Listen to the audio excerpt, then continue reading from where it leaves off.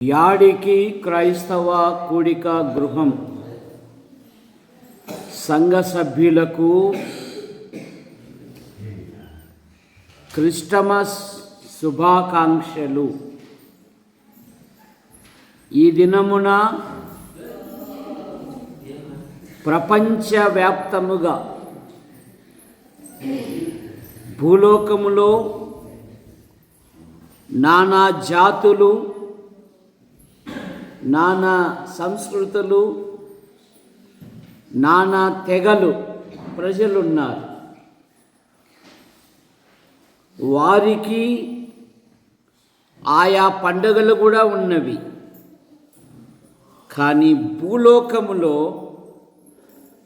ప్రపంచములో ప్రపంచానికే ఏకైక పండుగ క్రిస్టమస్. క్రిస్టా ప్లస్ మాస్ అనగా క్రీస్తును ఆరాధించుట. మనము ప్రతిసారి క్రిస్టమస్ అని అనుకుంటున్నాం, కానీ ఆ క్రిస్టమస్ యొక్క అక్షరాలను గురించి ఈరోజు కొంత ధ్యానం చేసుకుందాం.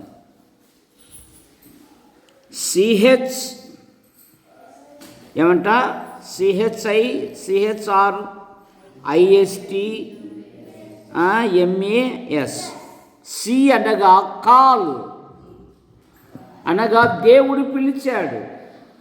మొదటి తెస్సలోనికలు 2వ అధ్యాయము 10-11 వచనాలలో తన నిత్య రాజ్యమునకు మిమ్ముని పిలిచిన దేవునికి తగినట్టుగా మీరు నడుచుకొనుడి అనే మాట మనం చూస్తాం. హెచ్ అనగా హీల్, అనగా బాగు చేయుట. లూకాసు సువార్త 4వ అధ్యాయము 18వ వచనములోను, మార్కు సువార్త 7వ అధ్యాయము 37వ వచనములో ఈయన సమస్తమును బాగుగా చేసి ఉన్నాడు అనే మాట మనం చూస్తాం. అంటే రెడీమ్ అంటే విమోచించుటకు వచ్చినవాడు. మానవుడు పాపముల చేత, దోషముల చేత, అపరాధముల చేత దేవుని కోపానికి, శాపానికి, దేవుని ఉగ్రతకు మానవుడు గురి అయి ఉన్నాడు. మనుషులు ఒక్కసారి మృతి పొందవలెను, ఆ తర్వాత తీర్పు జరుగునని బైబిల్ సెలవిస్తూ ఉంది. మానవుడు ప్రేమించి యేసుక్రీస్తు నామములో ఆయన భూలోకానికి వచ్చారు. మొదటి తిమోతి పత్రిక 1వ అధ్యాయము 15వ వచనములో నశించిన దానిని వెతికి రక్షించుటకు మనుష్య కుమారుడు ఈ లోకమునకు వచ్చెను. అనగా ఇంపార్ట్ అంటే ఆయన నిత్య జీవం ఇచ్చుటకు వచ్చాడు. యోహాను సువార్త 10వ అధ్యాయము 10వ వచనములో నేను వాటికి నిత్య జీవం ఇచ్చుటకు నేను వచ్చి ఉన్నాను అన్నారు. యేసు ప్రభు వారే అన్నారు, నా మాట విని నన్ను పంపిన వాని యందు విశ్వాసముంచు ప్రతివాడు నిత్య జీవము గలవాడు, వాడు మరణములో నుండి తీర్పులోనికి రాక జీవములోనికి దాటి ఉన్నాడు. అనగా సిక్ అనగా నశించిన దానిని వెతికి రక్షించుటకై మనుష్య కుమారుడు ఈ లోకానికి వచ్చాడు. అనగా బోధ, ఆయన బోధించుటకు వచ్చాడు. యేసు ప్రభు వారే అన్నారు, నేను తండ్రి యొద్ద అనేకమైన పాఠాలు నేర్చుకున్నాను, అవి మీకు తెలియజేయుటకు వచ్చాను అన్నారు. ఆయనే అన్నాడు, మీరు నా యొద్ద నేర్చుకొనుడి అన్నాడు. ఆయన నేర్పించుటకు వచ్చాడు. ఎమ్మనగా మినిస్టర్. మినిస్టర్ అంటే పరిచారకుడు. బైబిల్ ఏం చెప్తుంది? మనుష్య కుమారుడు పరిచారము చేయించుకొనుటకు రాలేదు కానీ పరిచర్య చేయుటకును అనేకులకు ప్రతిగా తన ప్రాణమిచ్చుటకు వచ్చాడు. యేసు ప్రభు ఈ లోకంలో ఉన్నప్పుడు మీలో ఎవరైనా గొప్పవాడై ఉండగోరిన ఎడల వాడు ఏమై ఉండాలంట? గొప్పలకు పోతే తిప్పలకు పోతాం. నువ్వు గొప్పవాడివి కావాలి అంటే నువ్వు పరిచారకునివి, పరిచర్య చేసేవానివి, పరిచర్య చేసేదానివి. విచారా లుదియా ఏమనింది? నేను యేసుక్రీస్తునందు విశ్వాసము గల దానిని ఎంచితే నా ఇంటికి రండి అని.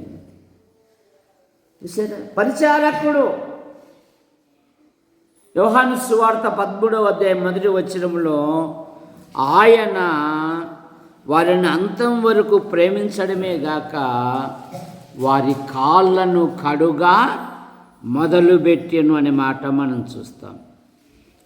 అనగా అబాలిస్, పాపములను తీసివేయుటకు వచ్చాడు.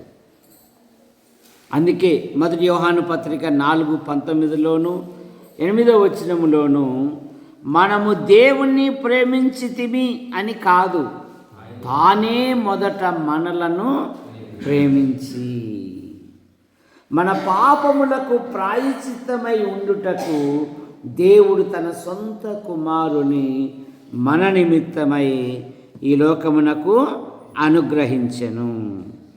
సేవ్ అనగా పాపులను రక్షించుటకు రక్షకుడుగా వచ్చాడు. మత్తయి సువార్త 1వ అధ్యాయము 21వ వచనములో ఆమె ఒక కుమారుని కనును, ఆయనకు యేసు అని పేరు పెట్టుదురు. ఆయన తన ప్రజల పాపముల నుండి ఆయన రక్షించును. కనుక క్రిస్టమస్ అనగా నిన్ను పిలుచుటకు వచ్చాడు, నిన్ను బాగు చేయుటకు వచ్చాడు, నిన్ను విమోచించుటకు వచ్చాడు, నీకు నిత్య జీవం ఇచ్చుటకు వచ్చాడు, నశించిన దాన్ని వెతికి రక్షించుటకు వచ్చాడు, నీకు బోధించుటకు వచ్చాడు, నీకు పరిచారం చేయుటకు వచ్చాడు, నీ పాపములను తీసివేయుటకు వచ్చాడు, నిన్ను రక్షించుటకు వచ్చాడు. కనుక క్రిస్మస్ అంటే ఆహార పదార్థాల ద్వారా కాదు, క్రిస్మస్ అంటే వస్త్రాల ద్వారా కాదు, క్రిస్మస్ అంటే గిఫ్ట్. దేవుడే తన సొంత కుమారుని మనకు ఏం చేశాడు? అనుగ్రహించాడు. అందుకే చెప్తూ ఉంటా, నీ ఒంటిలో ఆరోగ్యం ఉన్నంగానే, నీ ఇంటిలో గుప్పెడు బియ్యం ఉన్నంగానే, నీ జేబులో కాసిన కాసులు ఉన్నంగానే విశ్వాసముతో లోపల మోసపూరితమైన ఆలోచన లేకుండా ఖర్చు పెట్టు. దేవుడు నిన్ను అందరూ చూస్తున్నానని అందలం ఎక్కిస్తాడు. కనుక క్రిస్మస్ అనగా మరి ఈ కొత్త విషయాలు మన హృదయాలలో ఉండాలి. తర్వాత మరొక మాట,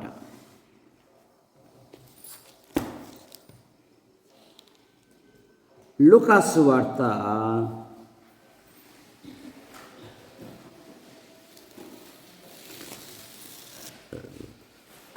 2వ మత్తయి సువార్త 2వ అధ్యాయానికి రండి. మొదటి 2 వచనాలు.